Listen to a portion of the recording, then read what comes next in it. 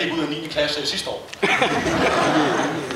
Men selv med den her høje intelligens, så er der stadig et par ting her i verden, jeg ikke helt forstår. Kun lige et par ting. Og den ene, det er de unge mødre. Jeg forstår, i hvert fald en af dem, der er med i de unge mødre, forstår jeg ikke helt. Jeg kan ikke huske, hvad hun hedder. Jeg kan bare huske, hun er dum og grim og 100% ubrugelig for dansk samfund. Og ja, det kan være hvem som helst af dem, jo. Men det her, hun skulle ud på en lille rejse med sin kæreste med Oslofærgen. Og hun var rimelig god højgravid der, 9. måned næsten. Og på vej ind i færgen, der sagde hun, at hun var sur over, at hun selv skulle bære alt bagagen selv. Ja, så skulle hun skulle være med at vælge en kæreste, som er halvside lammet. Du synes, manden går sådan her.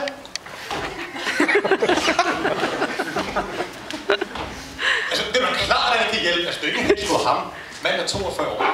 Hvis en 42-årig får fat på noget fisse på 20, så er det bare at holde fast i den fisse. I hvert fald lige 290, så er ikke så meget værd.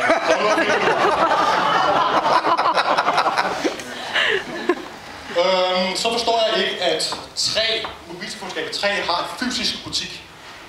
De kan ikke hjælpe dem, der arbejder, de er jo snot dumme alle sammen. Altså, jeg var nede med min telefon på et tidspunkt og sagde, min telefon har et problem, den kan ikke ringe. Kan I hjælpe mig?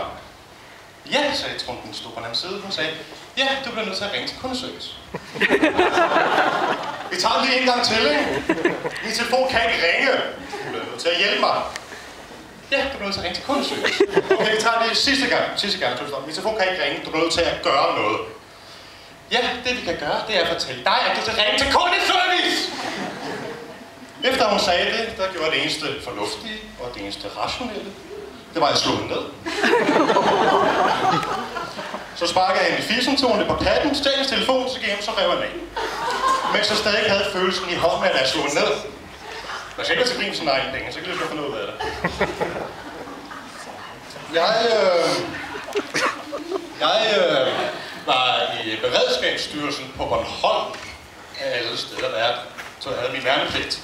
Og nej, jeg valgte ikke Bornholm. Jeg hader den fucking lorte, flå, defektet fucking møge. Jeg hader lidt mere.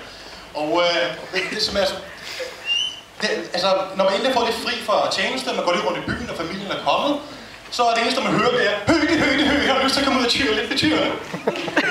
Ja, jeg har ikke lyst til at køre på det fucking køer, mand! Så fat det dog, du spurgte 5 gange i dag, og lad være med at følge efter mig hele tiden. Kan du fatte det? Har du forstået det? Nå, det er godt for ham, så sæt dig ned igen. Men der skete ikke en skid med så var der. Altså, ikke et år. Jo, vent. Der var sgu én ting. Jeg så en kendt på Bornholm. Jeg så Linse Kessler. I ved hende med det blonde hår. Hun så jeg sgu. Jeg troede, jeg så hende, fordi da jeg kom tættere på, så viste det sig, at jeg var en død ko i forrådelse. Men altså, det var lidt skuffende. Altså, det var lidt ærgerligt. Men udover det, så fik jeg taget et stort kørekort, mens jeg var der. Det var meget fedt. Men vi var ude på en aftentur. Og så lige pludselig var noget, der løb ind foran os. Vi kunne godt mærke, at vi ramte et eller andet.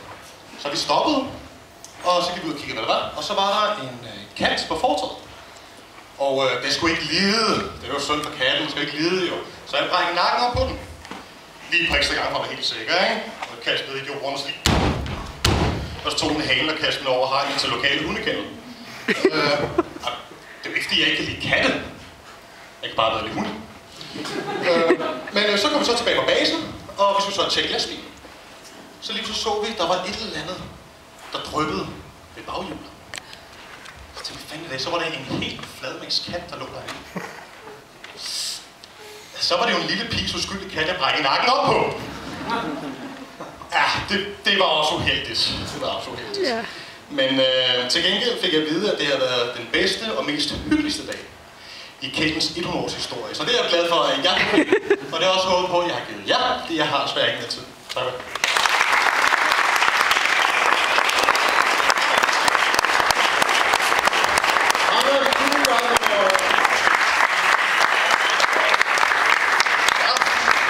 Hvad siger Poul? Jamen, du fik virkelig lavet meget materiale i modsætning til vi så før en, der startede med at trække tempoet, så holdt du tempoet op og fik lavet rigtig meget, og det var meget velforberedt. Og du var måske lidt restløs, lidt nervøs, så det vil nok komme med tiden, at du lige hviler lidt mere i det.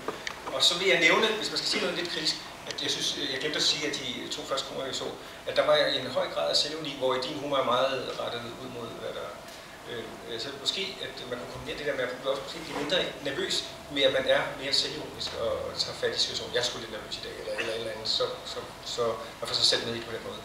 Ja. Så skal jeg nok stå. Det er fint. Det er fint. Og Stig? Jeg vil jo først sige, at jeg er ret vild med, at vi allerede nu har oplevet så forskellige stilarter. Kan vi ikke lige give de 3 komikere? Ja, helt sikkert.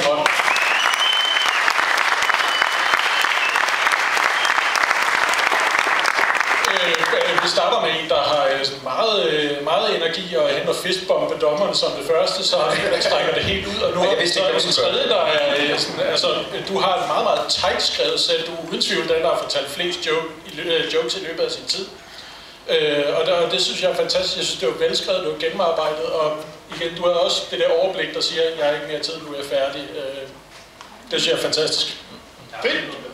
Hvad er 10 minutter med?